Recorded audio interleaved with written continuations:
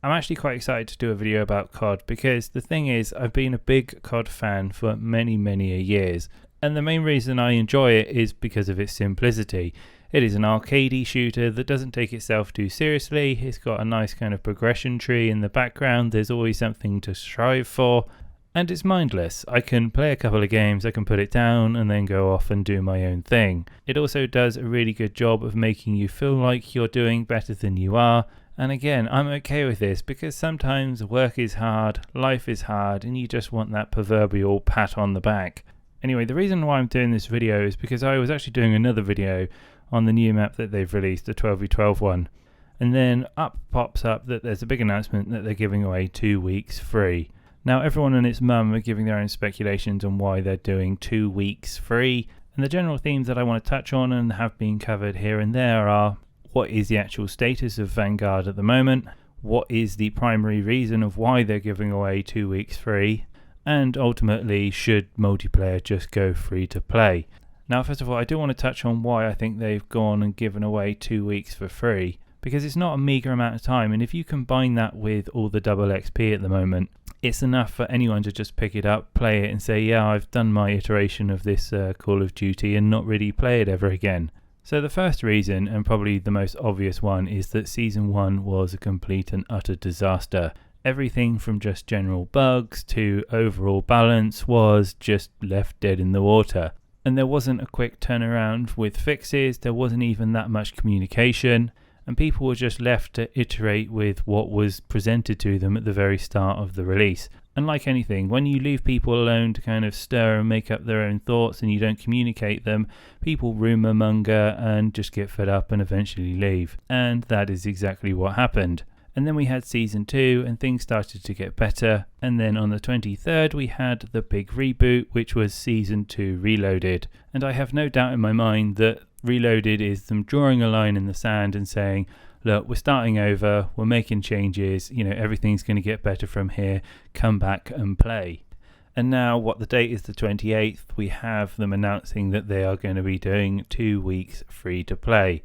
So it doesn't take too much of a genius to probably work out that, yes, they're doing this to do the reboot, and then they give all this free time to attract in more players once again. Personally, I don't think the multiplayer is doing badly at all.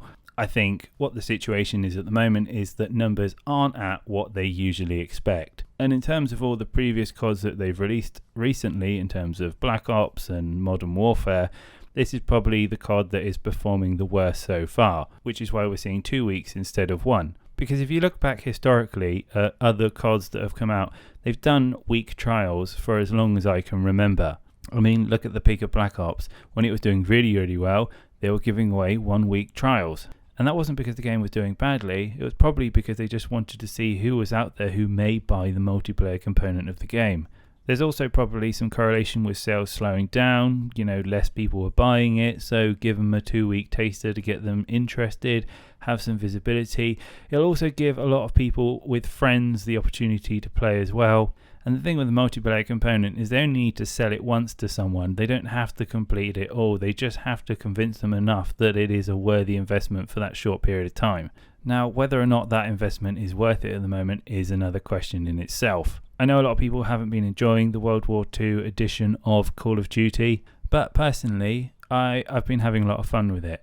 And even though I did stop playing in Season 1 because I just wasn't happy with how the situation was folding out, I think with Reloaded especially, it's in a really good place. There are still some weapons that need tweaking at the moment. The Whitley, for example, is incredibly strong to a point where you're just entering games and people are only using that MG at the moment. But that is only one patch away from being fixed, so I'm not really too concerned about that. I'm not going to go into it too much because I want to do another video on this, but I gotta say, Arms Race is actually really fun. I did have to play it a few times to kind of get used to it, but once I got into the swinging things, it was actually really enjoyable. And even though there's not a direct correlation between the two, it does remind me a lot of enemy territory and gives me those similar sort of vibes. And it's really nice to see multiplayer getting some love because I don't really play Warzone, and I know Warzone is the cash cow, so it gets the majority of love, but the multiplayer after a few seasons has been known to get pretty stale. So this was really refreshing and really good to see. Now, the last question in terms of whether the multiplayer should go to free to play or not. So it is my view, if multiplayer was to go free to play, then I think it would go the way of the dodo. I think it will go the same way that Fortnite Save the World went, because I just see them instantly losing a revenue stream, and how would multiplayer make money? Because currently the whole skin system inside Call of Duty sucks. I can't transfer them from game to game. I know they have different weapons in each iteration of them, and once a whole string of seasons up, that's it. I never get to see or use them anymore. It's not like League or Dota or even Fortnite, where once I buy something, it's always going to have a place and I can always use it. I just don't, because they're releasing newer, shinier stuff for me to sink my teeth into. So I guess I know I'm not really answering the question properly.